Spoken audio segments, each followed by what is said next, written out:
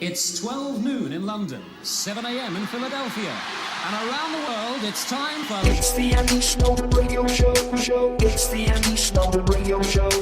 It's the Andy Snowden Radio Show. It's the Andy Snowden Radio Show.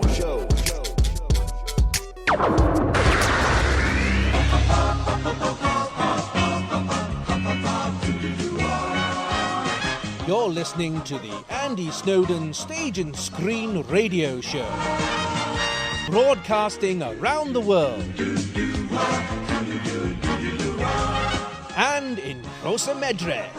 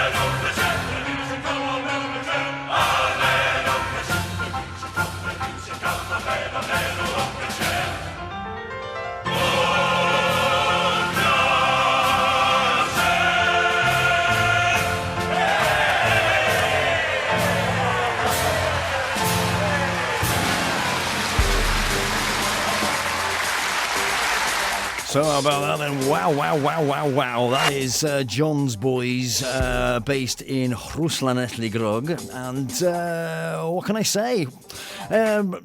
People who listen to the show on a regular basis may have heard a couple of weeks ago I had the musical director of John's Boys, Mr. Allard Phillips, and Sam, who has joined us again this afternoon. I have them both on the show because we were celebrating the Choir of the World win that they had up at the Llangollen International Eisteddfod back in July. But I've got him back in. I've got to get him back in because if that wasn't good enough, they've had pretty much much the best summer you can imagine for any male voice choir. They can now call themselves a multi-award winning choir, and they are about to hold a celebration concert at the Stiwt Theatre in Rhosllannerchrugog. I'll just read off the credentials here, Sam, that we've got going on since March of this year. They are winners of the Cor Cymru Equal voice competition that was going on Eisteddfod. They won that. And then in July, they won the Llangollen Eisteddfod male voice competition. And then in August, they won the National Eisteddfod male voice in the for the national, which is obviously just all the Welsh speaking one. But I think July is the Pièce de Résistance, and that is, of course, the choir of the world. And Wrexham now has their very own world champions, and they come in the shape of John's Boys, the male voice choir from Rhosllannerchrugog. And as I say, they are about to hold a celebratory concert on April the 12th, and October the 12th, I beg your pardon. And I am so pleased to welcome back to the Stage and Screen show my boy Sam. How are you, pal? I'm good, thanks. You? X for excellent, and I think, not to put too fine a point on it, it's been one hell of a summer, hasn't it? Been pretty much non-stop. Yeah. But yeah, wouldn't change it. I don't change it at all, no. And a lot of you, a lot of the lads in the choir, they're all sort of students, aren't they? So they're in the summer holidays, and it's been well, we've had a couple of weeks of people getting A-level results and even a GCSE result on Thursday. Yeah. So not only that, but we've had great successes in that realm as well. Yeah. It's been a great summer all round for everyone. Fantastic. And how did they get on in their A-levels and GCSEs? Everyone's done really well. Yeah. So everyone seems happy. Yeah, cool. All right, fantastic.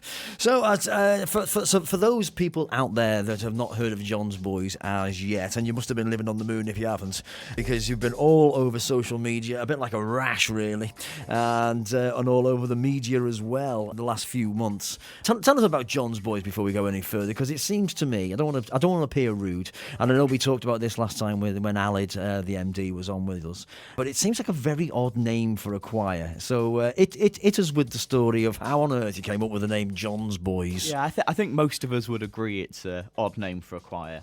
But it was a few years ago. We formed just for a one-off concert in the Stiwt. It was a Nos on Lawen. What's that? It's a type of concert that you see them a lot on Eisteddfod. Just this evening of music and celebration and dance. But we were celebrating the life and achievements of two conductors from Rhodes. So there was John Tudor Davis and John Glyn Williams, who both used to conduct the Rhodes Male Voice Choir and the Rhodes Orpheus. Mm-hmm. So we formed to celebrate their lives. So for the one-off, we called ourselves John's Boys in celebration of the two Johns. Okay, so it basically started off as a bit of a, let's get the lads together and celebrate these two chaps. Yeah, and next then minute, Aled just went, hang on a minute. We're rather good. This could be something a bit different. Yeah. And then here we are, 2019, and then he won't let us go. Yeah. Well, I'm quite right now. He's probably nailed you all down by your feet, I would. Is there a difference then between a choir that's put together to do shows and a choir now that is predominantly like winning awards? Is there a difference, or can anybody go in for competitions? Anyone can enter competitions. I think the major difference is in the rehearsal. You'll find that the choirs that are winning are spending half an hour on one line. Yeah.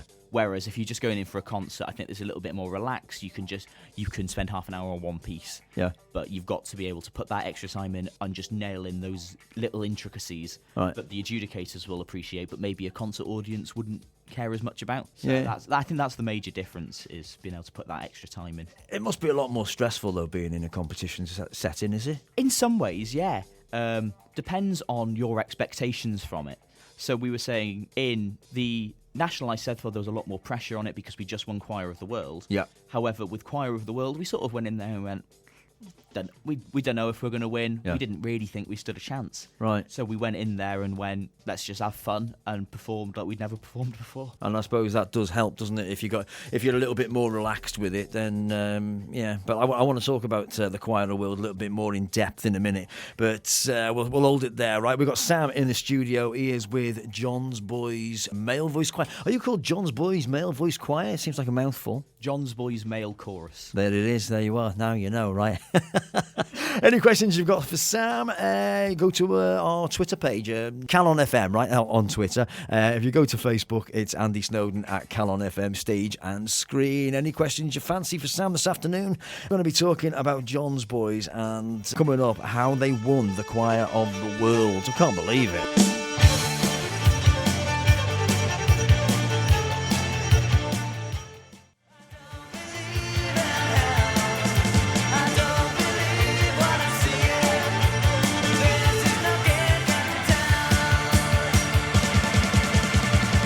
I don't know how many times that gets airplay, but I love it. That's the Levellers, and that is an absolutely belting track, and it's called The Game. It's the Andy Snowden Radio Show. It's the Andy Snowden Radio Show. It's the Andy Snowden Radio Show. It's the Andy Snowden Radio Show. Yes, indeed, it is I, Andy Snowden, with music from stage and screen. But today is rather, we're sort of like going off book a little bit, really, because we are celebrating John's Boys Male Voice Choir, or what's the official name again, Sam? John's Boys Male Chorus. There they are, male chorus. Yeah, it sounds ever so official, doesn't it? And I've asked for some questions, and we've got this cheeky chappy here. I don't know if you've ever heard of him. His name's Shay Ferron. He said, could you ask Sam who his favourite co-choir member is? Do you know who he is? I do know who he is, and I probably have to say Joanne Goodison from Cyrenians. Good call, man. Good call. Why her specifically? She was my music teacher, I've got to say it. All right, fair enough. Well, Shay, you did ask, didn't you? Okay, so we are celebrating John's Boys, and I think the big thing for everybody really is when you won the Choir of the World competition at the International Eisteddfod back in July. And as you say, you went into that competition thinking we ain't got a prayer. Male voice choirs don't win. There's only been 2 Welsh choirs ever win, and the last one was in 2005, I think. Right, choired one. Uh-huh. And it was just that thing of like, we're up against these international choirs that have flown halfway across the world. You don't really think that you're going to win in your own backyard. Yeah. And then suddenly, there we were on stage holding the trophy. It was... But I do find it amazing, though, that people, I mean, they travel literally from... Yeah, so in our male voice category, there was a choir from Sweden, there was a choir from Costa Rica, there was a choir from Italy. Yep. So they have travelled all across the world, and they're not bad choirs at all. Yeah, I was going to say, they're great, right? Yeah, some of the best choirs in the world. There was, like, a couple of years ago, a choir from South Africa, Stellenbosch University Choir, who wiped the floor in every category that they entered, and then didn't win Choir of the World. Right. And I think that's... But they were gold medal winners at the Choir Olympics. It's one of the most successful choirs in the world, and they chose to come and perform in Llangollen. So how do you get to that point? How do you get to the final? Are there different heats and whatnot? So there are 5 competitions throughout Friday and Saturday. So the Eisteddfod? Yes. Right, okay. So there's nothing before then? Yes, so there's the male voice category, which we entered, the open category, the mixed category, the female voice category, and the youth category. Yeah. The winner of each of them will then go forward to Choir of the World. In the event that somebody wins more than one, then the person that comes second in the later competitions goes forward. Right. Which is actually what happened last year. Singapore University Choir won the whole thing, but they didn't actually win their competition because they came second to Stellenbosch University Choir from South Africa, and then went to beat them in Choir of the World. So did you have to do the same set of songs, or what? No, I think they suggest that you change it up a little bit. We entered 2 competitions in the day, so we took pieces from both sets and just chose what we thought was the best performance that we could give. Yeah. Something that we'd enjoy singing and something we were comfortable singing. And is that based on, are you given an allotted time, or do you have to do 4 songs? 12 minutes. 12? Yeah, right. So you've got to sing something by a composer from your own country. For us, we sang a piece by Brian Hughes, who's a local composer. Yeah. And you've also got to sing something that's unaccompanied. So we sang What Shall You Do with the Drunken Sailor? Oh, I'm going to cue that up because I love that. That's, I mean, it's brilliantly sung, but I mean, brilliantly performed as well, isn't it? I mean, it's comedic. It's got everything, actually. Yeah. So we've got Paul Drake, one of the bass members of the choir, being the drunken sailor, And we were only talking last time going, it's actually ironic, we think he's the only teetotal member in the choir. So... Yeah, I think male voice choirs are quite renowned for having a little bit of booze at the end of a concert. Maybe because you're all really thirsty. Have you? I don't even know if you thought that through. We're just supporting Wrexham Lager in all that they do. Fair enough. Other beer companies are available. All right, then let's have a look at this then, shall we? This is the Drunken Sailor back in July at the International Eisteddfod in Llangollen, and this is absolutely fantastic. This is John's Boys live on the stage and screen. I can't speak. It's the stage and screen show on Calon FM. It's like a tongue twister. With the drunken sailor, what shall we do with the drunken sailor? What shall we do with the drunken sailor? Early in the morning, way hey and up she rises, way hey and up she rises, way hey and up she rises. Early in the morning, going in the morning until he's sober, going in the morning until he's sober, going in the morning until he's sober. Early in the morning, way hey and up she rises, way hey and up she rises, way hey and up she rises. Early in the morning. Pull out the plug and wet him all over. Pull out the plug and wet him all over. Pull out the plug and wet him all over. Way hey up she rises. Way hey up she rises. Way hey up she rises. Early in the morning. What shall we do with the drunken sailor? What shall we do with the drunken sailor? Go to the hosepipe starting. Go to the hosepipe starting. Go to the hosepipe starting. Early in the morning. Go to the hosepipe starting. Go to the hosepipe starting. Go to the hosepipe starting. Early in the morning.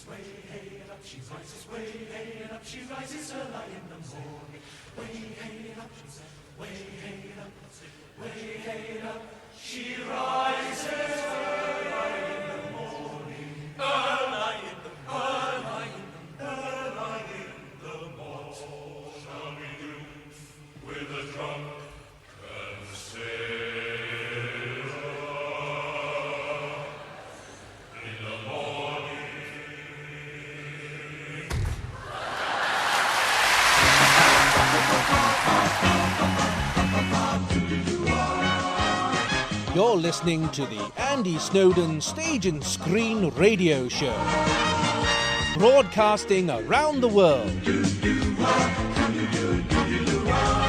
and in Rhosllannerchrugog.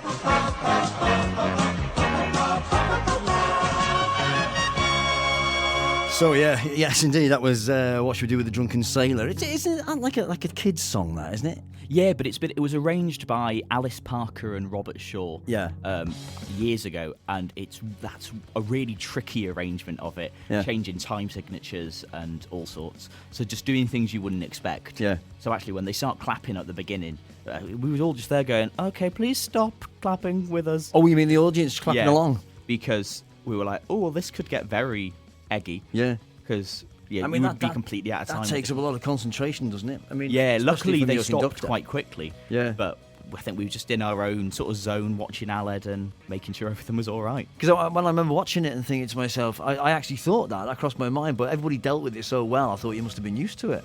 It's not something we've experienced in that piece before. No. But we were saying, when they announced what pieces we were going to sing, the audience cheered at that song before we'd started singing it. Yeah. So we'd obviously chosen a nice crowd pleaser there, which it's one of those things. I know there's been the occasional criticism that it shouldn't be in a competition, that sort of piece. Why? I completely disagree with that criticism because... Well, what is the criticism? Is that Drunken Sailor's not a hard enough piece to be in a competition. Well, but with that arrangement, especially with all of the little intricacies, it goes incredibly high for the tenors. Yeah. It's got these awkward rhythms and all sorts going on. I think that people are assuming that because it's Drunken Sailor that everybody knows it's easy. Yeah. But haven't really listened further than... Yeah. Well, I think maybe they've got enough knowledge about themselves, like I have, because I've just said to you, isn't that a kid's song? You've then explained to me that there's... the phenomenal amount of work that goes into that song. People who are judges, they obviously can see that. Yeah, exactly. Most people are probably just watching it and just, they haven't got enough intelligence to know that is actually a thing. Yeah, and I think one of the things with that piece that we enjoy so much about it is the fact that not only is it enjoyable to sing, the fact that we can perform it really well, but it's that trying to perform it without interfering with your own vocal technique and the sound that you're making. It's that thing, especially when we're trying to bend over, which can be really damaging for a singer to sort of be bent over whilst they're singing, but to try and keep the concentration so that we're doing it in a healthy way. Yeah, I think that was the thing that was appreciated by the judges more than anything. I mean, what impresses me quite a lot actually about your choir. I mean, there's obviously there's a group of you who are training as to go into the business professionally, and then there's other guys who are basically just regular guys who are just really good at singing. Yeah, that's the beauty of it. I think it's anybody that wants to sing, as long as you're giving 110% in everything you do. It's not limited to just people that want to become professionals. It's just it's a choir that wants to promote good singing at the end of the day. But that choir of the world is something else, isn't it? But I mean, as we said at the beginning there, you've won just this year alone. I mean, you've won 4 major competitions that are held in the UK. I mean, well, apart from the choir of the world, that's a world thing.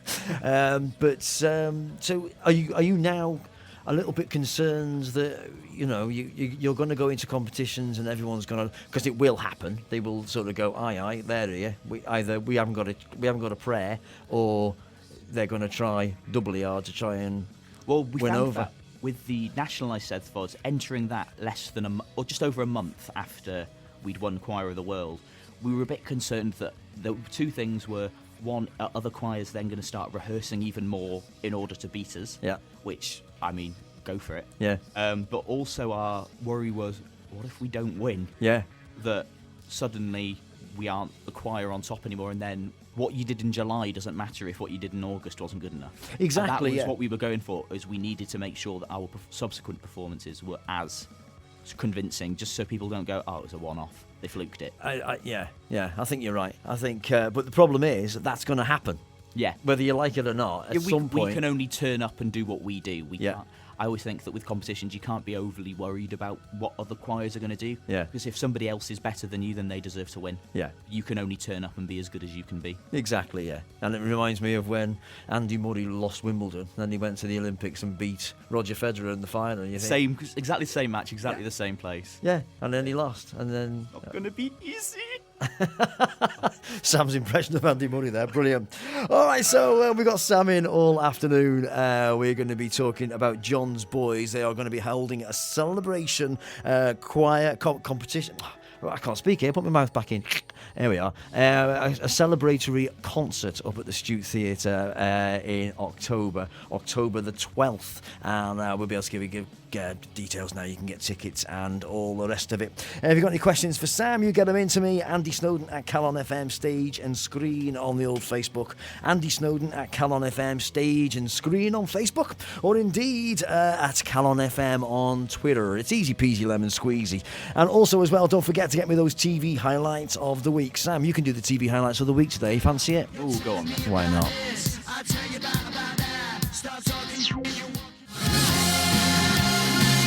So there you go. A little bit of Kasabian on the Stage and Screen show. You might be thinking, what on earth is that? Well, it is actually the theme tune to the Russell Howard Hour on Sky 1. I don't know if you've seen that. It's called The King for the Day, Il Rey. It's the Andy Snowden Radio Show. It's the Andy Snowden Radio Show. It's the Andy Snowden Radio Radio Show. It's the Andy Snowden Radio Show.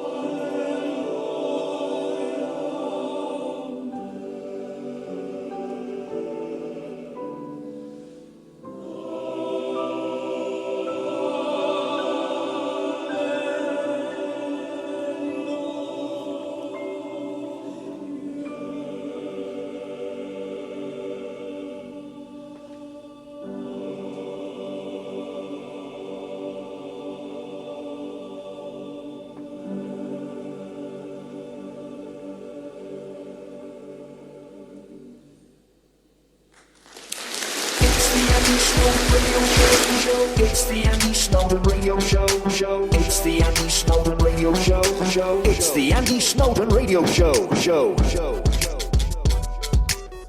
Well, that was beautiful. That was John's Boys, The Last Words of David. It sounds a little bit biblical, that one, Sam. Is that what it is? Yeah, so it is the last words of King David, so as in David and Goliath. Right. So, yeah, it's just his final words as he dies. You opened with that one? Yes, that was our opening piece. Right, okay. I think it's got this grand beginning, the "He that ruleth over men." Yeah. That bit, it really hits the audience straight away. Right. So yeah, it was the opening piece from both from the Choir of the World and the male voice competition. Right. So that sort of kicked us off in both senses. Yeah, I know it's a fantastic piece, and really haunting as well. It's and I just heard you then explaining to because Sam's doing a bit of a live stream as well on Twitter, on the Twitter page. What do you call what's your Twitter handle? At Male Johns. At Male Johns. So if you want to go on at Male Johns, and it sounds a bit weird actually. At Male Johns. Yes, that's the Twitter handle. If you want to check that out. It's very weird because there's a bit of a delay on it as well. So I'm just now seeing Sam saying what he just said to me, which is very odd. Yes, and it's So I was just listening to what you were saying there while we were listening to it, and it is a really beautiful story. Do most songs have a story behind them like that? I think all music tells a story in some sense. Yeah. Whether it's a Latin mass setting where it's just talking about Lord have mercy, Christ have mercy, Lord have mercy. You can still tell that story in your singing. You shouldn't just go, Lord have mercy. Yeah. You can go, Lord have... Actually convince the people that are listening that you believe what you're singing. Right. That's the most important part. Yeah, brilliant. It is. It's a truly brilliant piece, and there's a couple more pieces from John's Boys, specifically from the Choir of the World competition that took place at the International Eisteddfod back in July, coming up in the second hour. We're about to go to the news, but in the second hour, Sam's going to be sticking around with us for the rest of the afternoon, actually, and we'll be able to give you a few tips on how you might be able to get some free tickets for their celebration concert taking place on the 12th of October at the Rhosllannerchrugog Stiwt Theatre. Lovely. Don't go anywhere.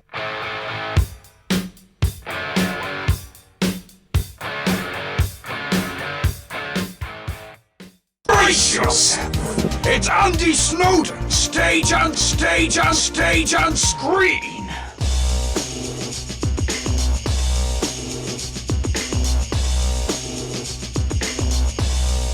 Stage and screen! Go ahead, make my day. Mrs. Robinson, you're trying to seduce me. And you will know my name is the Lord when I lay my vengeance upon thee. You ever seen a grown man naked?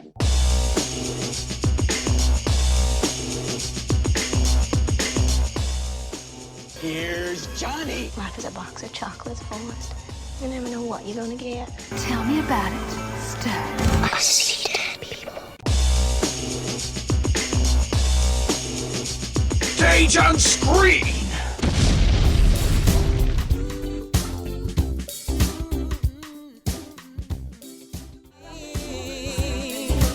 What a brilliant way to kick off the second hour of the Stage and Screen Show. That is Stevie Wonder with Tomorrow Robbins Will Sing. This is the Stage and Screen Show, as I say, with me, Andy Snowden, here until 3 p.m. this afternoon, the 24th of August already. You can't believe that, can you? And it's another bank holiday, girls and boys. And in the early kick-off today, Norwich City against Chelsea. Hell of a match there. Only 35 minutes gone, and it is Norwich City 2, Chelsea 2. Lovely. It's the Andy Snowden Radio Show.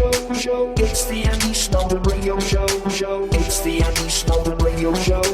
It's the Andy Snowden Radio Show. Chips and rice with curry twice. What's wrong with the way I say it? Chips and rice with curry twice. It's a poem, that. Rice and twice. It rhymes. They're all thick, you know.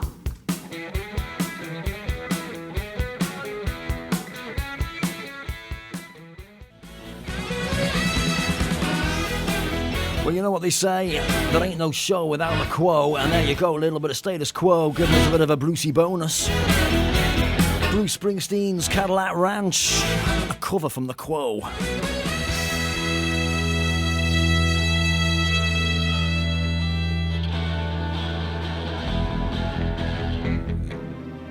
Marvellous. And as I say, all over today's show, we are joined by. Are you? What are you? The bass singer, or one of the? How were you described, Sam? So I'm a member of the bass section. Right. Okay. And how many members of each section are there, or does it matter? There's about between 6 and 8, I'd say, in each section. Right. Okay. Okay. And well, basically, right. This is he's from the John's Boys. Well, we should call them the multi-award-winning John's Boys, and they're going to be holding a celebratory concert at the Stiwt Theatre up in Rhosllannerchrugog in October. So he's coming today to talk to us all about that. But I'm intrigued actually. When you put like songs together, can you just basically do any song you want? But try and get it in as a for a male voice choir, or does it have to be sort of what I would describe as highbrow sort of music? I don't think it has to be highbrow in inverted commas. If you, for example, if you take What Shall You Do with the Drunken Sailor? No, that's not it's a sea shanty. So it's not Latin. It's not. Do you do anything? Again, I'm being careful what I say here, but I mean, like something like contemporary stuff. I mean, would you do anything like that? Well, we do have in our repertoire Angels by Robbie Williams. Oh, right, okay. So, yeah, you can sing anything, really. That's a good one, though, to do, is it? With contemporary music as well, the only thing you've always got to be careful of is copyright law. Right. So, if you get an arrangement of it, you've got to make sure that it's all legal and that his people have okayed it. And so who's turned it into a piece for a choir then? So Aled arranged that for us. That's your MD, right? Yeah. So he arranged that for us, and then we performed it on S4C, on Eisteddfod, sorry. And it's one of the first things we ever did when we were doing BBC Choir of the Year. But it seems like a really good idea to do it as a piece like that. Are there any others in the pipeline? Watch this space. Oh, it's one of them. Yeah, Watch it's probably space. best. But yeah, probably best not to say anything. But I've always liked the idea of. I'm a bit of a jackets and jeans person myself. Do you know what I mean by that? And so it's a little bit sort of it's something that you wouldn't expect to go together well. Yeah, exactly. When we have pieces that are a little bit more contemporary in the traditional sense, where we're just making noises, and then we go on and sing Robbie Williams in the same set. I think that really shocks people. Yeah, and I think that's just part of what we try to do is create that broad spectrum of music, so that there is something for everyone, and really try to get especially young men into singing. It's a dying art in is it though? Some sense. Well, especially a lot of mixed choirs, they're really struggling with men, and trying to get especially teenagers to sing can be quite challenging. It's the sort of thing that now it's not seen as a cool thing to do. Yeah. That our aim is to try and just encourage that. Yeah. In the same sense of Only Boys Allowed doing exactly the same thing, trying to get young men into singing. I mean, I was watching a thing yesterday on the news about the music service. I thought it was just Wrexham that had the money taken out of it, but it seems to be all across Wales. It seems to be it just seems ludicrous to me that you take the money out of music. It seems to be that's the first thing that's going, and it's frustrating because all of the research is showing that music really helps children, especially in other subjects, music, maths. If the music level is high, then the maths results are better. Yeah. But for some reason, the things that kids enjoy tends to be the first thing that are cut. But they wouldn't do it with PE. sport. Yeah, apart from PE. They wouldn't do it with sport because there would be absolute uproar. They'd consider that. I mean, they've obviously gone for physical. The physical thing is better than the mental thing to me. Yeah, that seems to be what I was about to say then, was we seem to have, we've really got to make sure that everybody is healthy, but the things that they enjoy that will promote a positive mental health seem to be, we'll cut that. But it's not actually acceptable in my opinion. But it's the same on the other side of life with people who are suffering with dementia. Those people, I mean, it's been proven that exactly. music is the one thing that they can all. They've got a link about. Yeah, well, I know you go in and sing at old people's homes. Yep. You must find that if you sing something like "We'll Meet Again," that they can still remember all the words and they'll sing along. But it doesn't even have to be that. It can be pretty much anything. What they like doing is singing. And the weird thing is, if I sing a song that I pretty much can guarantee that they've never heard before, when it comes to the second chorus, they all join in. Yeah. So they've heard the chorus once. Although my gran tries to do that when she hasn't heard the song before. That's a gran thing. Yeah. One chorus in and she's like, Gran, you don't know the song. Stop singing. That's just in the car. Can you imagine what he's like when he's in a professional stage? Anyway, so you're holding a concert. This sounds quite exciting, actually. So it is basically a celebration of your fantastic achievement this year, right? Yeah, so it's an evening to celebrate Choir of the World. Right. Is our official title. Okay. So yeah, it's going to be in the Stiwt on the 12th of October at 7:00. Right. And it's going to feature some soloists from the choir and a lot of the music that we've performed throughout the year. I think Aled sent me a list the other day of everything that we'd sang this year, and we'd performed in competition 14 pieces in 7 different languages, which made me take a step back when I suddenly went, so 1 minute, so we've sung in English, in Welsh, in Hungarian, in Latin, in French, in Italian, in German. When did we find time to learn this? But that I mean, because you'd imagine, wouldn't you, putting an evening together, which you've done many concerts. Now you're at a stage where you go, we're going to have to cut some stuff out. Yeah, we were talking about that, of what should we put in, and I think our decision at the moment might just be that we'll just focus on the pieces that we know well, that we've done in competitions. Yeah. But every band, every act, everybody in your kind of in your game, they've all got songs that people will want to hear. Yes, you're not going to get away without not doing the Drunken Sailor on the night. Yeah, you can't go, we've decided to give that one a miss tonight, because there'll be a riot.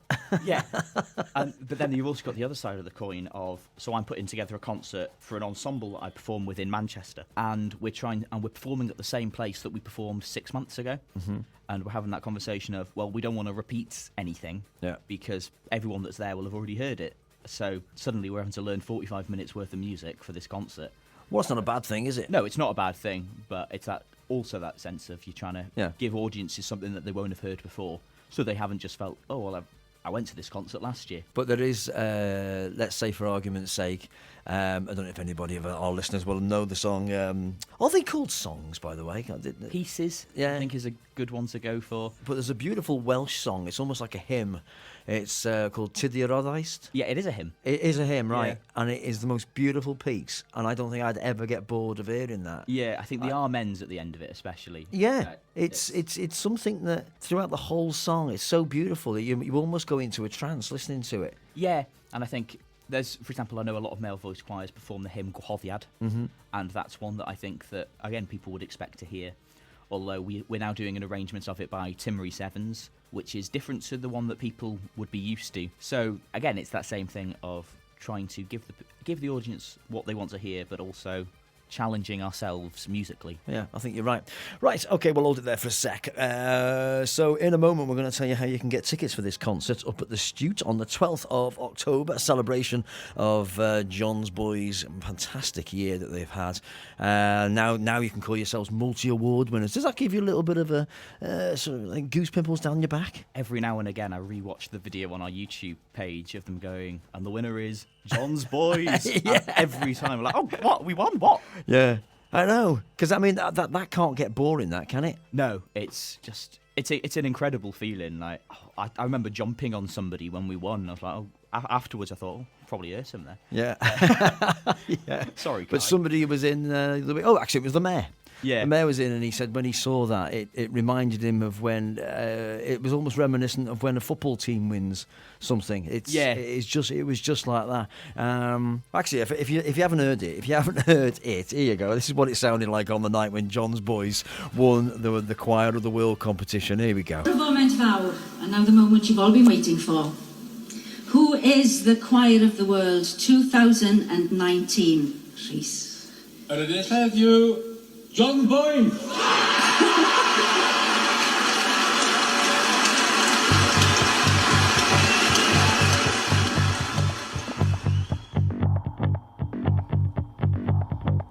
Who's bad to the kiddie in the jackal hat? Welcome to the King Kaiser Comedy Cavalcade.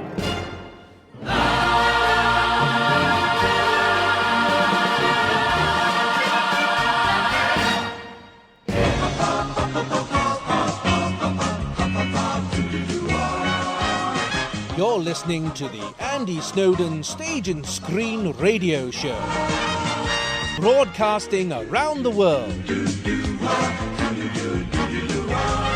and in Rhosllannerchrugog.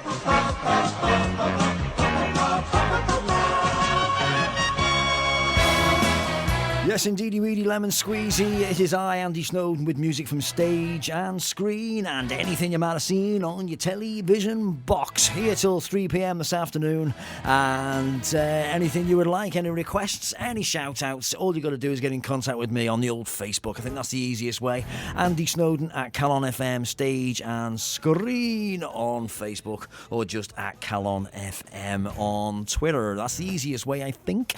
Okay, so that was was my favourite year. It was called 20 Million People, and it was a musical called My Favourite Year. I did that musical, Sam, in college, you know. Ooh, get you. Yeah, I know. It was brilliant, a brilliant story. And it was one that was kind of... Everybody got a little bit emotional at the end of it all, because it actually spoke of having like the best year of your life, and it was like our final year in college. It was horrible, actually, when it finished. It was... Yeah, are you a fan of musicals, by the way? I'm a massive fan of musicals. What would you say was your favourite? Oh, well, I popped down to London last week with my sister to watch the new musical Waitress. Right. And that has quite quickly become my favourite musical. What is it about that? It's the story of a waitress from an American diner who is in an abusive relationship, and she falls pregnant with a child. Yeah. I can't remember whether the gender's specified. It already sounds a bit horrible.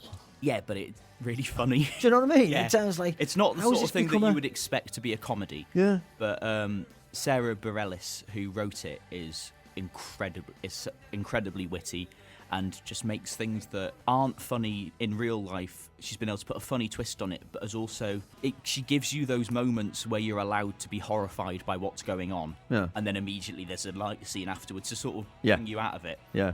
Which...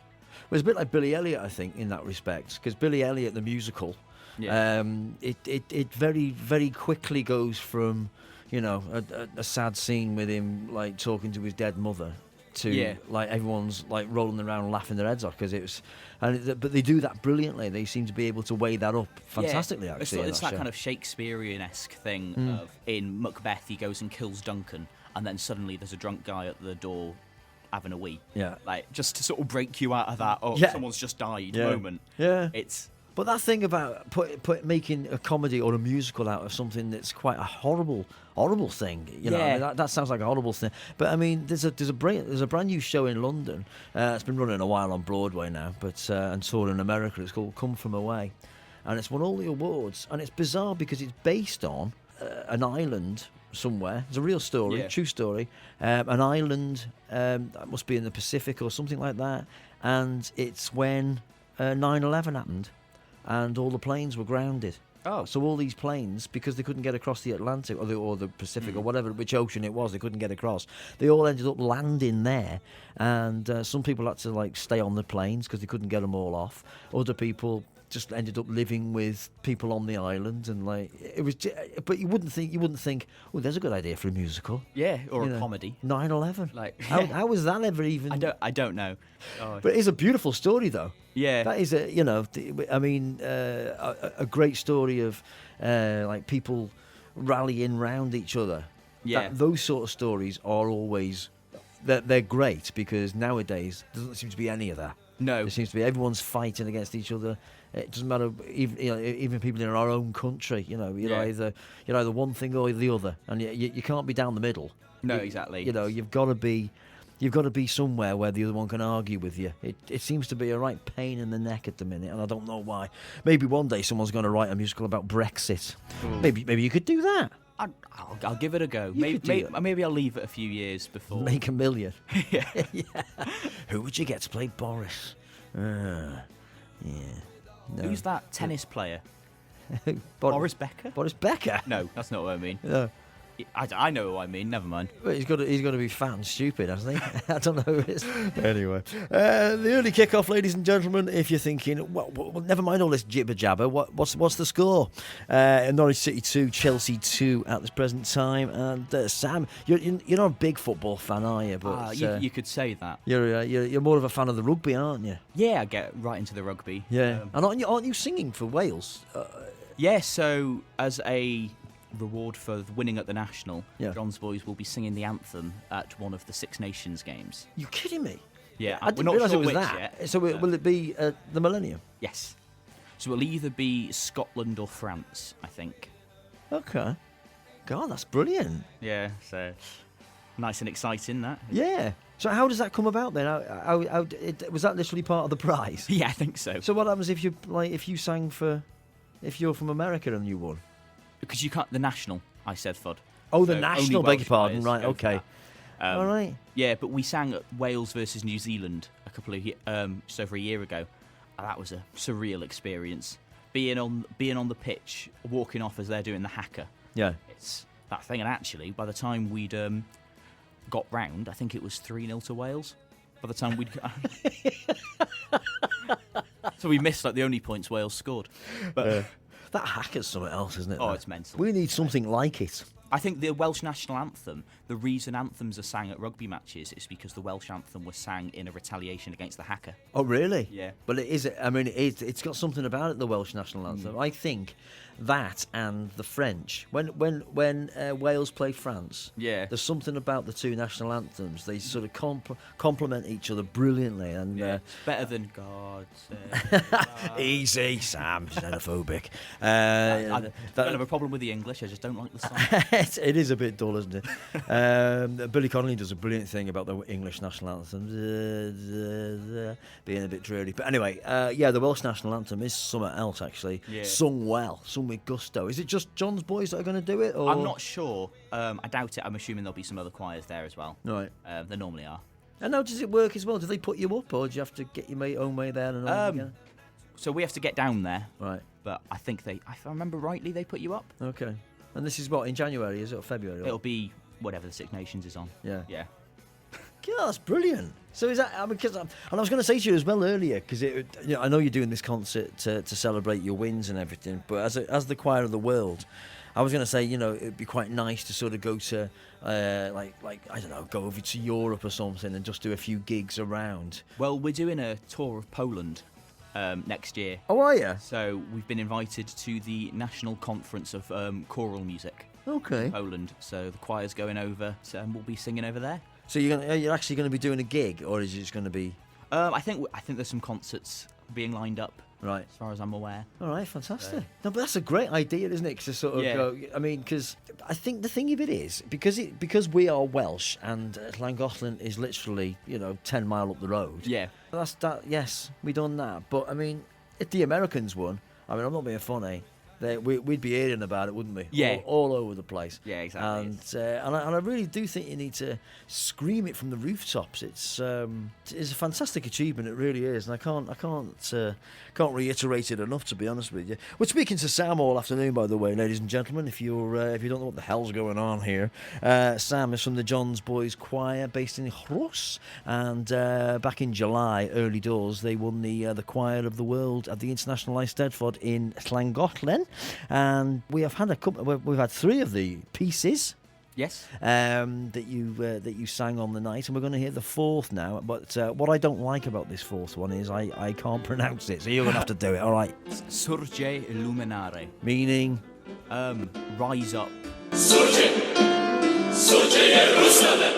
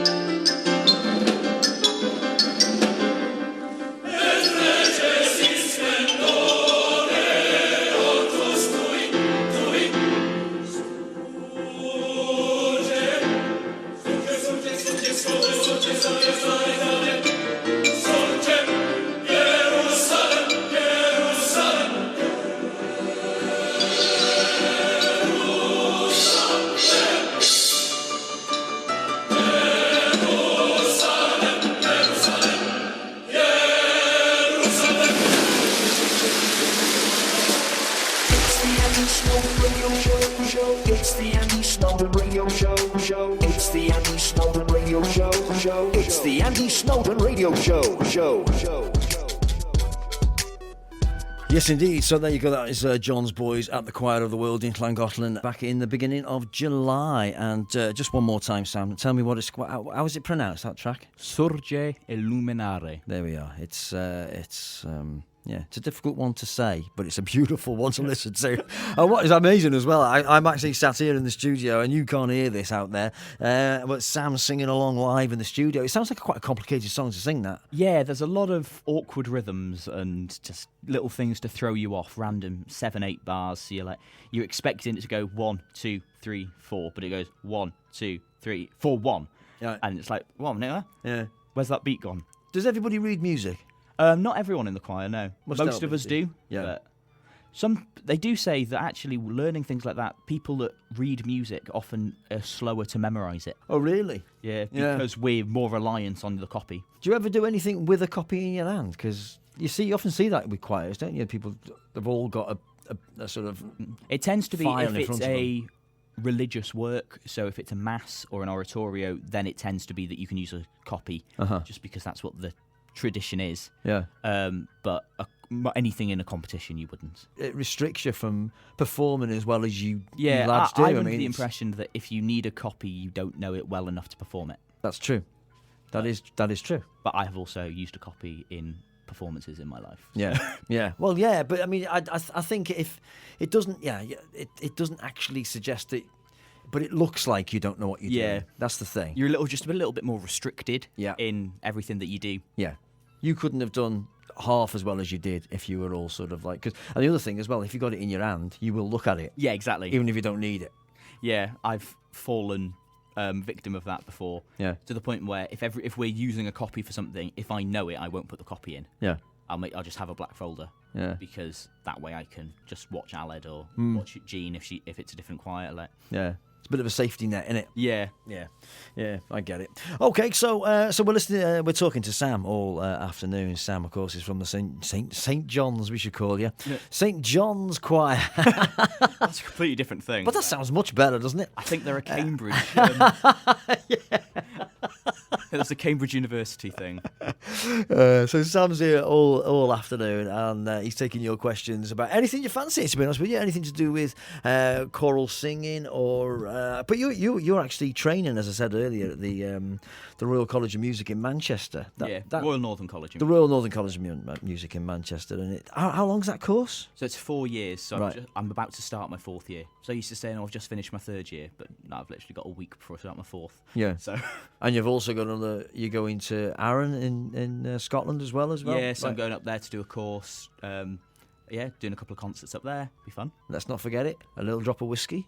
Oh yeah. Well. Do you like whiskey? I do. Yeah. I had a bottle of Arran whiskey. They brew it on the island. Went round the distillery to see how it was made. Oh yeah. Then it got stolen from me. That's right. It did.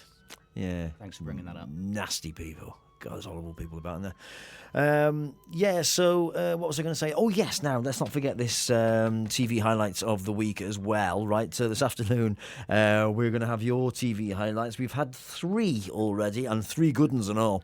But we need a couple more, just so Sam's gonna read them out for us this afternoon. It's a bit of a treat for everybody, as he is a world champion. We've got a world champion in the studio. I can't even believe I'm saying it, to be honest with you. One more thing before we move on. The second half in the early kick-off in the Premier League has just kicked off. Still Norwich City 2, Chelsea 2 at this present time. Go on, we'll hear it one more time just for the hoots. Moment fawr, and now the moment you've all been waiting for. Who is the Choir of the World 2019? Rhys. And it is have you, John Boyne.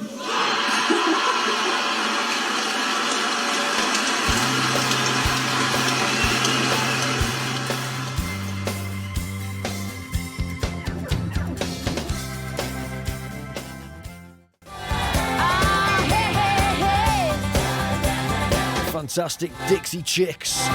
Goodbye, Earl.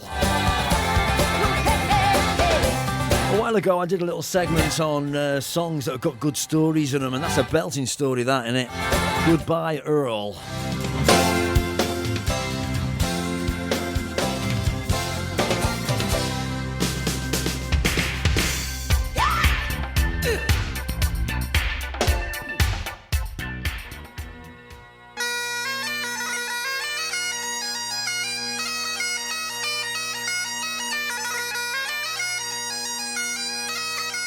Are you enjoying the aquarium, Andy? Pardon? I thought you loved sea life. I thought you said that the underwater world had a sublime beauty that mankind as a species could scarcely comprehend. Yeah, no.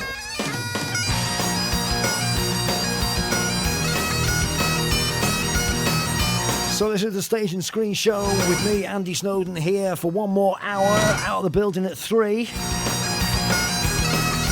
And I really want to see those fingers, girls and boys. We really want to see those fingers for the TV highlights of the week. Have a little look on the TV listings today. They're free in the paper. They're free, you know.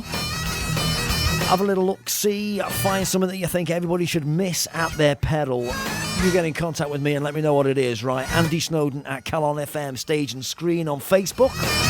That's Andy Snowden at Calon FM Stage and Screen on Facebook. Taking us up to the news, a little bit of the old Bad Piper.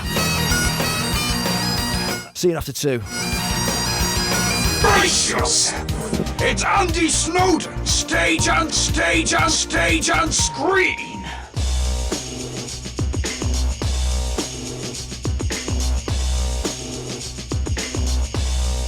Stage and screen. Go ahead, make my day. Mrs. Robinson, you're trying to seduce me. And you will know my name is the Lord when I lay my vengeance upon thee. You ever seen a grown man naked?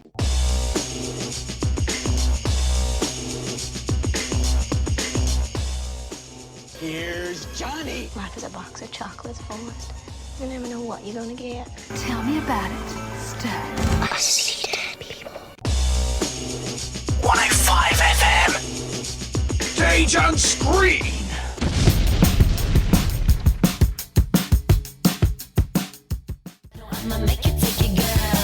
Well, that's a cracking track, isn't it? That's taken from the Sharwood's advert of a few years ago now, actually. Amanda Blanc, Make It, Shake It, marvellous. Well done to her. Anyway, welcome back to the third and final hour of Andy Snowden with music from Stage and Screen, here live on Calon FM until 3 p.m. this afternoon. And just to keep you up to date with that football, it was in the news, but Norwich City 2, Chelsea 3. Hell of a match taking place at Norwich City this afternoon. So, yeah, lovely. I love the football. I'm a bit mad for it. But coming up in this hour, we're going to have the usual suspects, and we're going to have the TV highlights of the week. And we've got four TV highlights. Thanks to everyone who's getting in contact with us. If you'd like to put your TV highlight in the show this afternoon, all you need to do is get in contact with us on the old Facebook there. Andy Snowden at Calon FM Stage and Screen on Facebook. That's Andy Snowden at Calon FM Stage and Screen on Facebook. Have a little look in the TV listings today.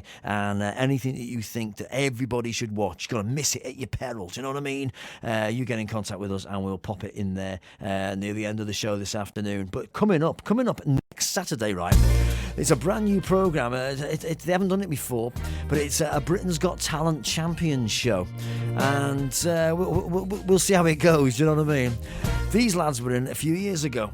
First you take my heart in the palm of your hands and you squeeze it tight.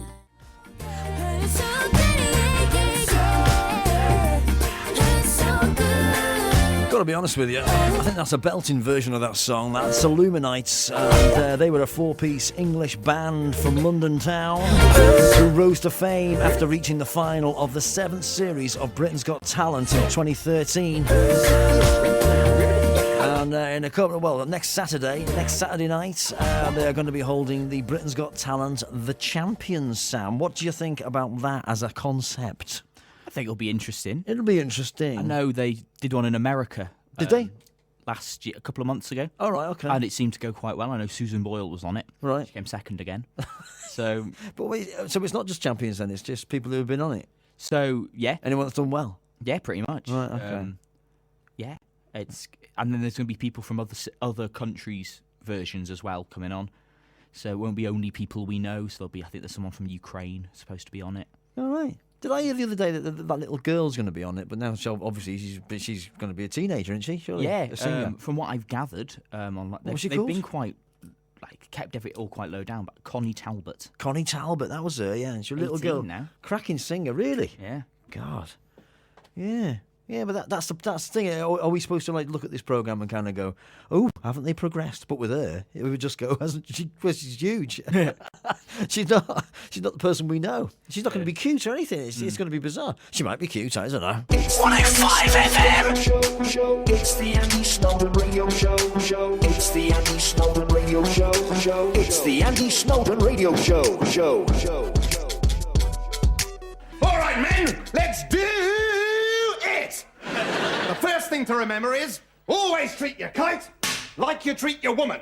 How do you mean, sir? You mean take her home at the weekend to meet your mother? No, I mean get inside her 5 times a day and take her to heaven and back. Holocaust from the land of the lost. Behold the pale horse, of course. Follow me, Wu-Tang gotta be the best thing since starts. Back and forth and forth, back and forth and forth, back and forth. This is a bit of a tune, isn't it? As we go. I think, Sam, this is what the youngsters call a bit of a tune. Am I right? No. How you would know, I don't know. Sam's now 22. It's the Wu-Tang Clan, and I've got absolutely no information about what that song is called, but I quite like it, to be honest with you. It's the Andy Snowden Radio Show. It's the Andy Snowden Radio Show. It's the Andy Snowden Radio Show. It's the Andy Snowden Radio Show. Me and Sam sitting here now discussing Britain's Got Talent. So, do you remember this lad, Samson, George Sampson? Do you remember him? Yeah, I remember. He did the dancing. Oh, that was it. Yeah, Singing in the Rain thing. Yeah, and he was only a kid at the time, wasn't he? But now he's grown up. And anybody that was at the William Aston Hall to go and see the pantomime that they did last year, July last year. And also as well, he was on the Stage and Screen show. He came on the show about a year ago now, in June actually, 4th of June he was on. So if you'd like to listen to that interview, you're more than welcome to. Just go to my YouTube page there, Andy Roo Calon FM. Andy Roo, right? Roo, R-O-O. Andy Roo, Calon FM. You can listen to that interview I had with him. He's a lovely lad, you know. Yeah. Really like down to earth individual, and from Warrington he was, and he won the Britain's Got Talent, the second series back in 2008. He did when he was he's only about 14 years of age, I think. But but you got the list there. Have you heard of who's who? He's not in it. No. So there's Boogie Storm, dancing stormtrooper group. Hang on, all remember them. Oh, what they were last year, weren't they? I couldn't tell you. They were dreadful. Paul Potts, unassuming man with a booming operatic voice. Paul Potts, brilliant. Oh, bless him. Go on, who else? Connie Talbot, child prodigy singer, now all grown up. Is there a photograph of her? Not on here, but... Oh, that would have been great for radio anyway. Yep. Yeah, okay. Yeah. Stavros Flatley, Cypriot father and son river dance duo. Oh, really? Yeah. They're on it? Yeah. But they didn't win. They do everything, though, don't they? It doesn't matter if they won or not. It doesn't look like it. It's basically anybody that was... well, my brother, actually, your uncle, he was in pantomime with them, and they did some brilliant videos. They're on YouTube as well. I'll put a couple of them up on my Facebook page, Andy Snowden at Calon FM Stage and Screen, and you'll be able to see it. Right, my brother with Stavros Flatley and a comedian called Tucker. They were doing pantomime in Milton Keynes, I think, and they obviously got very bored. Yeah, I can imagine. But they are quite good, actually, quite good videos. But he's a bit of a madhead, the dad, the son. You've got to be to do that. I know, but imagine them sort of like starting out, and he's going, "Oi, you, come on, take your shirt off on telly. Take your shirt off." I know. I don't feel confident. Take your shirt off. I know, but I'm a little bit chunky. Yeah, but that's the joke, man. That's the joke, isn't it? But oh god, I don't know how that managed to manifest itself. But they did really well, didn't they? Yeah. Where did they come? Does it say? No, it doesn't. They got to the final, didn't they? Right. Oh yeah, of course, yeah. But they keep popping up every now and again. Yeah. They actually popped up last year. Yeah. But they're another one, of course, because the son now he looks older than the dad. Yeah. It's bizarre. I mean, he's toned up as well. It's not even funny. He looks good. Yeah. Just makes me feel even worse about myself. But I think he's what's he called? He's called Laggy or something. His name. But he's opened a barber's. Oh. Yeah. Anyway, that's by the by. Who else? So we got Jai McDowell. You interviewed him, didn't you? Yeah, he was on a couple of weeks ago actually. Yeah. Jai McDowell. Ashley and Sully. So, do you remember Pudsey? Yeah. Pudsey is no longer with us. Well, the dog's dead. Yeah. So is it? There's a new dog. Oh my god, I didn't know that. Yeah. Oh, flipping heck. So she's what? She's Hate just to break basically. this news to you. I know, yeah, doing it live on air. I'm going to be in a mess here if I'm not careful. But hold on a minute. So she. The trainer has a new dog. Oh, right, is that it? Yeah. Oh, okay. Yeah, okay, fair enough. And then there's Calabro. And they were singing. Were the boy band. They did Stars and stuff. From musical bit like theatre. G4, yeah. Yeah. Ben Hart, celebrity magician. Okay. Lost Voice guy, comedian. He won last year, didn't he? Yeah. Oh no, this year's was that old guy. Yeah. So then there's Twist and Pulse is coming back. Twist and Pulse. Yeah. Don't remember them. Yeah, you do. They were the Was dancers. Two lads dancing. Lads, Yeah. Okay. All a bit weird. Yeah. Mersey Girls, Liverpudlian dance troupe. Right. I think that was the one with the scoliosis. Oh yes. But she doesn't have scoliosis anymore. Oh yes, because Simon did his pretending to be the Messiah. Yep. I will pay. I will make sure you will live. That kind of thing. Yep. Yeah. And of course, it will finish with the reigning champion, Colin Thackeray. No. Okay. I got to be honest. That doesn't sound like a great lineup. No. I mean, far be it from me to even contemplate telling Simon Cowell how to run his programme, but that just seems a little bit, I don't know, they just seem underwhelming. to go for a mix of every type of act you could have. Yeah. So who's on that then? That's from abroad? I'm not sure. It doesn't say on this website. It might be. I might have just fed you completely wrong information. I found the Metro website and I've read what's on there.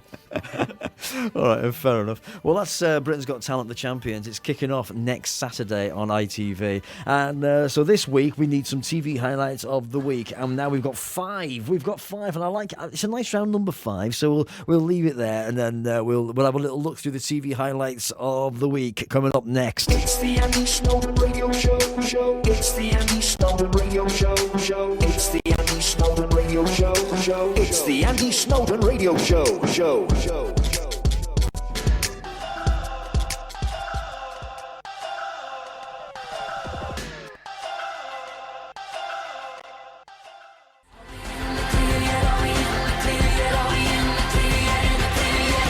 It's not cool to say it, Sam, but I quite like Taylor Swift. I think she's very good. I'm a big fan. Yeah. I went to go and see the tour of this album. Oh, really? Yeah, in Manchester. What, the one that came from? Yeah, Out of Woods? 1989. Okay. Where did you see that then? At the MEN? Yeah. All right, cool. Is she good live? Excellent. Was a good show on? Was a good show. Yeah, she reminds me like a modern day Madonna.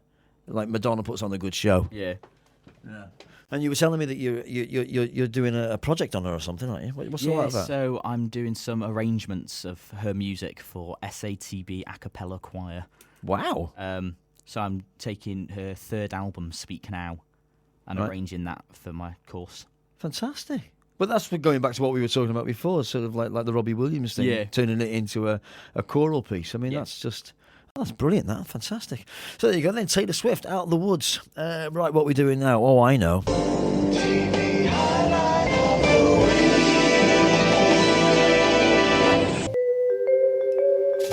I've got to be honest with you, Sam. This is my favourite part of the show, and I know it's. You know what I'm like. I love watching telly. I love just sitting back and just chilling out and watching. I love falling asleep in front of the telly. I do. That's the problem. I fall asleep more times than I actually get through an hour's programme. But God forbid we try and take the remote off you when you're asleep. Though. Yeah. Oh, I think that's pretty much any dad. I think that's I'm all right. Yeah, but it doesn't matter. It could be something that I've really been looking forward to. I'm sitting watching the telly and I'm gone. Nightmare. Anyway, this is the TV highlights of the week section. Before we go any further, the match between Norwich City and Chelsea has finished, and that's finished with Norwich City 2, Chelsea 3, giving Chelsea their first win of the season, and well done to them. Well done, you. Right then, the TV highlights of the week. Sam, what have we got first? So, Sunday, tomorrow, 9 p.m, BBC One. Mm-hmm. We have Peaky Blinders. Peaky Blinders. Can you hear an ambulance? Yeah. In your head? Sorry, I don't know if that's gone out. Yeah, we've had to open the door in the studio because it's absolutely boiling here today. But yes, well, it's obviously boiling outside as well. There's not a cloud in the sky in Wrexham. Wonderful. Yeah, Peaky Blinders, that's quite popular, isn't it? Yeah. I think when it went onto Netflix, it got quite a big following. Right. I've never watched it personally. No. Well, it got to that point where there's a lot of episodes. Yeah. So it's like I'm exactly the same with that one about drugs. The one you watched, the guy that makes crystal meth. Oh, yes. Yeah. You've put me on the spot there. I can't remember what it's called now. Yeah. really good programme. Same Game of Thrones, too many episodes to catch up on now. Yeah. But I'd love to watch them. Yeah. Sort of thing when I look at it and think, ooh, if I ever went to jail, that would be a good thing to watch. Yeah. I'd have loads of time on my hand now. I can't imagine they'll give you Netflix in jail. Well, they probably would these days. You know what they're like. Right, so that's Peaky Blinders. What did we say? Yeah, 9 o'clock tomorrow. A brand new series. I don't know what series they are up to, but does it say here? Let me see. But it's Anyway, that's back on BBC One. Peaky Blinders. It sounds stupid. That's what I can't get my head past that. Do you know what I mean? You think to yourself, I don't know. It just sounds a bit daft. But apparently, everybody loves it. Everyone's raved about it. Yeah. I've spoken to. Yeah. All right. And fair enough. What's next? Tuesday, 8 p.m. Channel 4. It is back. The Great British Bake Off. A brand new series of the Great British Bake Off. Brand new Great British Bake Off. That's this week. Yep. Wow. You wouldn't have thought it. It's been almost a year since that guy won. Yeah. Whose name I've forgotten about. Yeah, that's show business for you. But it's the same people. Mainly because I didn't want him to win. Hosting it. What do you think about Noel Fielding and because you like this programme, don't you? You're a big fan. I of it. was really surprised when he got given the job as host, but actually he does a really good job of it. Yeah. He's just off the wall. Yeah. Mental. Same Sandy Toksvig. I've never seen her in that kind of scenario, which is actually really funny. Well, when she's not sat behind a desk doing QI, it's yeah. But was it before Sue Perkins and Mel Giedroyc? Yeah, and so I quite like them too. I think they're mad as hatters. Can't be doing with Mel Giedroyc. You don't like her? No. It's funny. Isn't it funny what we like? Finals a couple of years ago, and she drove me insane. Kept calling it Eurovision. All right. Stop it. So is it still got Prue and Paul? Yes, indeed. They're both in it still. Yeah. I miss Mary Berry. It's never been the same since she left. I was listening to the news yesterday, and they've got Prue trying to sort out the NHS food, and people are going mad about it. They think it's a bit stupid. All people want when they're in hospital, sausage and mash or something, just something to make you happy. But they're bringing in all these highbrow celebrity chefs and people are just going, just give us something to eat. It's not hard. Yeah. As long as we can eat and not die, that'd be great. Thank you very much. That's what I look for in my life. Yeah. So Prue and Paul are back with the Great British Bake Off, and so that's what did we say? 8 p.m. on Channel 4 on Tuesday. Have I made that up? Tuesday. Yeah, perfect. All right. What's next? Also on Tuesday, 10:45 on ITV, Billy Connolly and Me. Right. So this was your choice, this one. It was actually my choice. You're a big fan of Billy. I love Billy Connolly, and there's nothing more sad for me to see what's happened to Billy with his Parkinson's. But he's still, I don't know if he actually is still on the road now, but he did a gig, which was videoed put out on DVD, and it is brilliant. He's still got that kind of madcap mentality, where now he's taking the mickey out of his own Parkinson's, and it's really refreshing to watch. But it's also very sad, and I don't know. These things are sent to test us, aren't they? All of us. Yeah. We're all gonna. If you don't experience something like it yourself, you'll know somebody that's going to experience something really horrible. And when it happens to somebody in the public eye like that, who a lot of people, I've got a lot of time for Billy Connolly. He's one of life's good ones. So you could do without.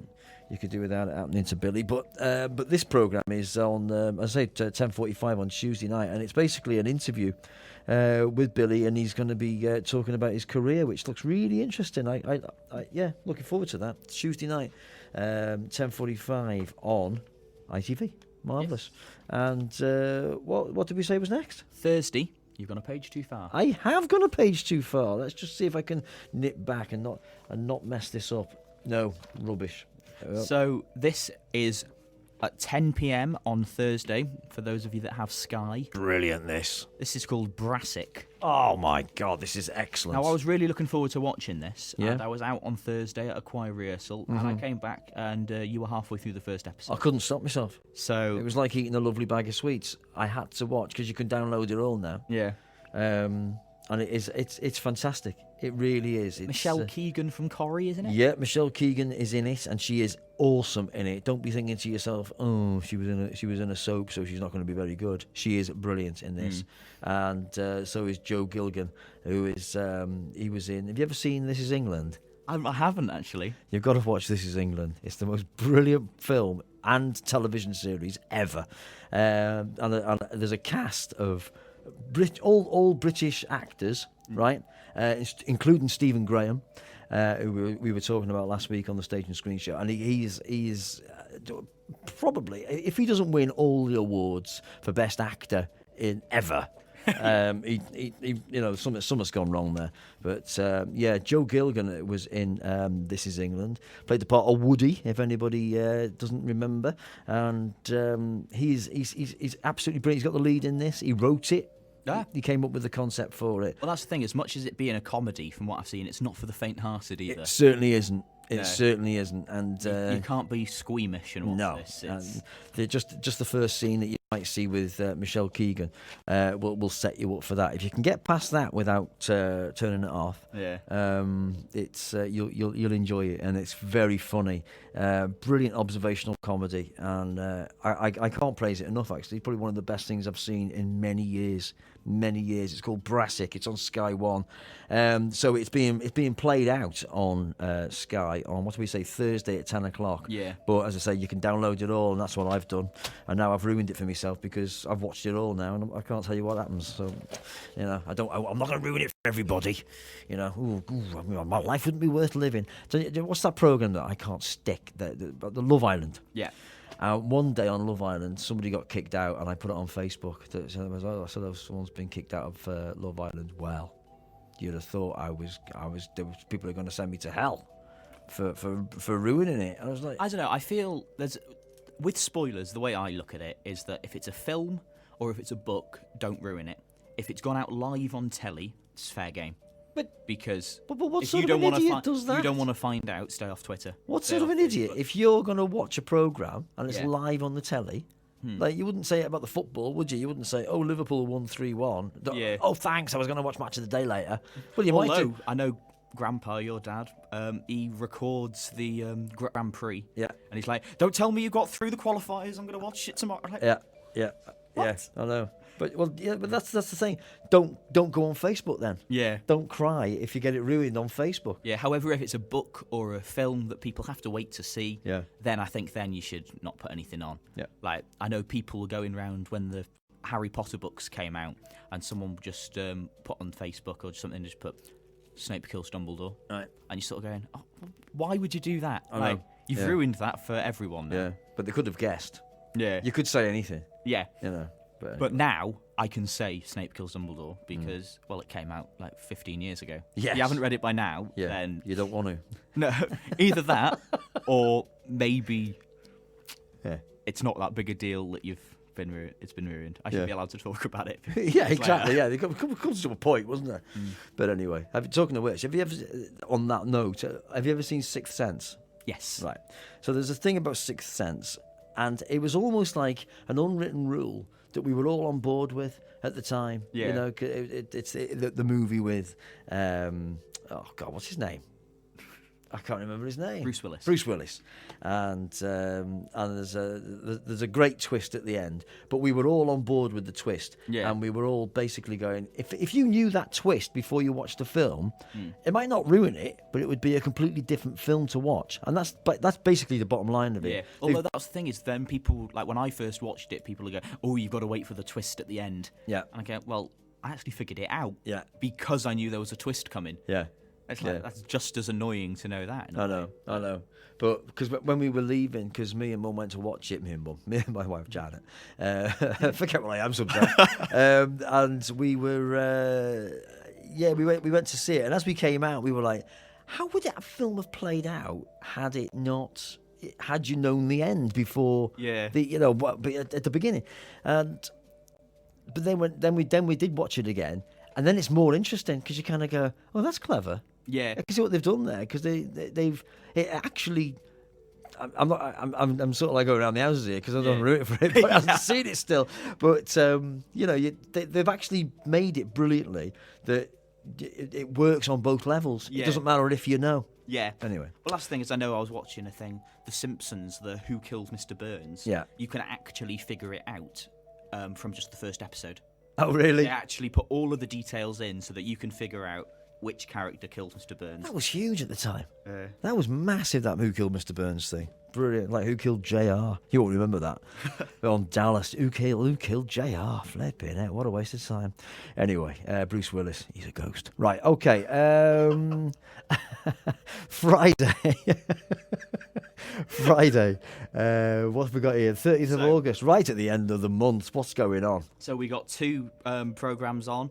9 p.m. on Channel 4. Mm-hmm. We got 8 out of 10 Cats Does Countdown. Brilliant. New series? Yep, 2nd episode. First one was on yesterday. Cool. Yep, absolutely brilliant. I'm loving it. It's much better, isn't it? It's better. It's the weird thing about this programme is it's better than 8 out of 10 Cats, and it's better than Countdown. Yeah. And they've morphed the two together, and they've made one of the best quiz shows on the telly. It's brilliant. Yeah. Although I do sit there and they, even to this day, like it's been on for years now, and they go, have you got the number? And they're going, yeah, I've got 950. How have you done it? Well, I took the 9 and I took the 50. Yeah. Oh, come on, that's not a joke anymore, Sarah Millican. Yes.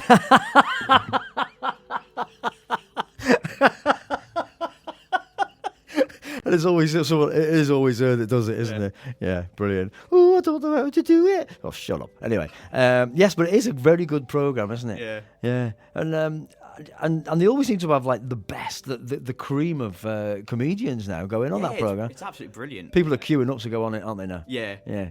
But that's the thing, is like I can imagine John Richardson and Sean Locke are at that point where they must be so good at anagrams. Yeah.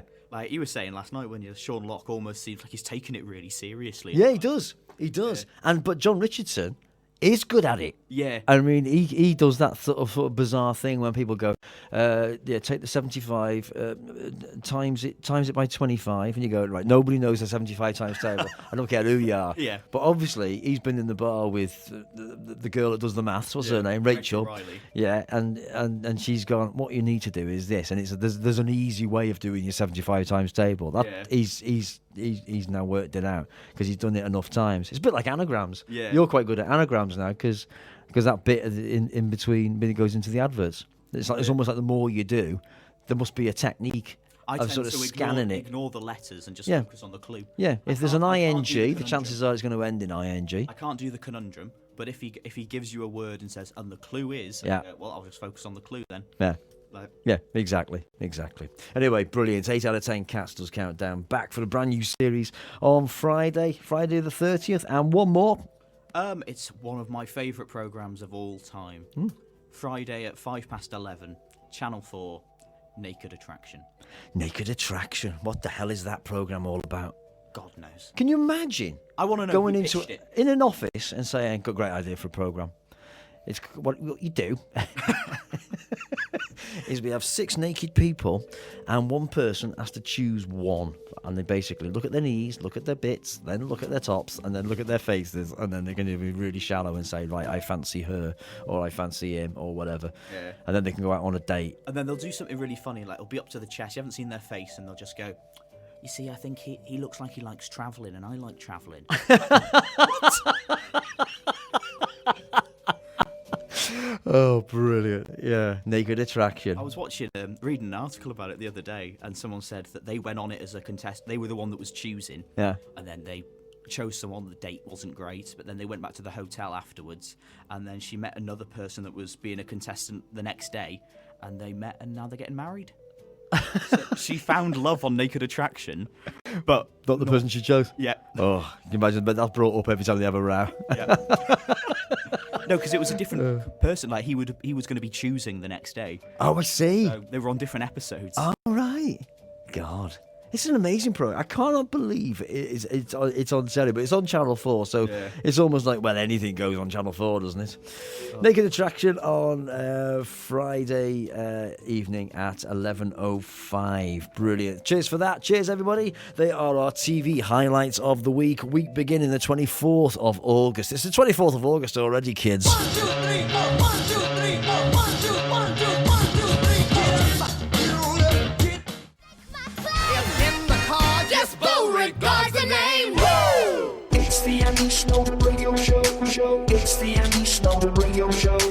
It's the Andy Snowden Radio Show. It's the Andy Snowden Radio Show. Yeah, fantastic. That was Double Bubble Duchess, taken from the musical version of the movie Charlie and the Chocolate Factory, and that was the original London cast. Fantastic. What a great movie that, though, Sam, the Charlie and the Chocolate Factory. Oh, brilliant. Like, both of the films are brilliant. Yeah. Especially the first one. Yeah, the first one, I think, because we were all kids. Gene Wilder. Yeah, brilliant. But, Johnny Depp second seems to do it really well, though, in the state. But makes the characters so different. Yeah. You wouldn't think they were the same person. Yeah, Like, you wouldn't think that Johnny Depp's character would do the whole, you stole the fizzy lifting drinks. I never thought for a minute we'd get any acting out of Sam this afternoon, but there we are, we've had it. Okay, so... I did my Andy Murray impression as well. You did do the Andy Murray impression, so there you are. We got Alistair McGowan coming on the show in a couple of months' time, so I'll tell him about you. Tell him, you're giving him a bit of a run for his money there. Anyway, that's Sam, that is, from the Johns Boys Male Voice Choir, and Sam's been in the studio all afternoon. If you've missed any of the show, ladies and gentlemen, all you need to do is go onto the Calon FM webpage. From Monday, the show will be there, and it'll be there for the next week or so. And you can listen to the show back. Yeah, easy as that, simple as that. But it's been really interesting today having Sam in, talking about John's Boys, as they've had one hell of a summer with 4 major winning competitions, and they've won the damn lot. And it's because of that they're holding this concert at the Stiwt in Rhosllannerchrugog, and Sam's going to tell us how we can get some tickets. So tickets are available on the Stiwt's website, or if you ring the box office, that's 01978 841 300. That's 01978 841 300. Tickets are £15 for an adult or £12 concession. Right. Or there's a chance to win some free ones. Oh, hello. I know you like a free ticket, Andrew. I do like a free ticket. So if you log on to Facebook and go to John's Boys Male Chorus, there's a pinned post at the top. So if you like the page, you then have to like and share the post, and then comment when you're done, and then you will be entered to have the chance to win 2 free tickets to watch us. All right, brilliant. On the 12th of October, 2019. Fantastic. Okay, so that's John's Boys Male Chorus, and there is just the picture is it's just basically a red sign saying John's Boys. That's the one, isn't it? And there's some pictures of you all cheering and going a bit crazy when you won the male voice, the Choir of the World back in July. Brilliant. And every day this week we are announcing our soloists exclusively on Facebook and Twitter. Okay, so who have we had so far? So far we've had Shay Ferren, who messaged you earlier to find out who my favourites. Cheeky chops. Yeah. And then we've had Kai Vaughan Davis, who's in Bangor University currently. Right. And then today, Cassius Hackworth. Okay. Cassius. Yeah. I've said your surname wrong, Cassius. I'm there sorry. You are. You know him well. Yeah. So they're the 3 Who's that you've got so far. Trinity in London. They're the 3 confirmed soloists so far. And yes. We will continue confirming as the week goes on. All right. Brilliant. Fantastic. It's been great to have you in again, mate. It's been a pleasure to be here. It's fantastic, and you can't underestimate the achievement of John's Boys Male Voice Choir. They're from Rhosllannerchrugog. They're from a local bunch of blokes done very, very, very well for themselves. And Hackforth. Sorry, Cassius. Tip. Have you gone all hot because you've forgotten his name? Yeah. Well, I do that with your mother.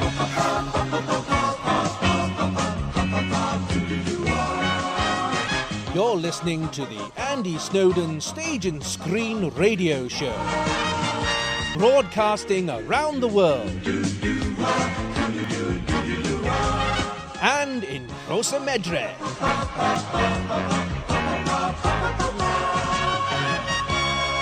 Honey Boo Boo! What? What you gonna tell them judges if they ask you about your heart? I'm gonna tell them my heart is sweeter than bacon, child.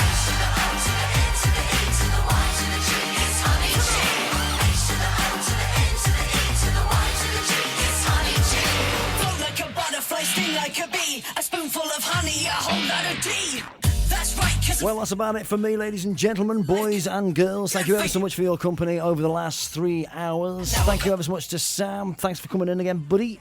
My pleasure. Thanks for enjoy having me. your fourth and final year in college, and yes, enjoy that. Marvellous. I love being a student. I did. I was mad. I was a madhead. Right, so I shall be back next week to do it all over again. You can join me if you want. But until then, you take care of yourselves. Hulvawr, au revoir, toodle pip, take care. Ta-da. let's go.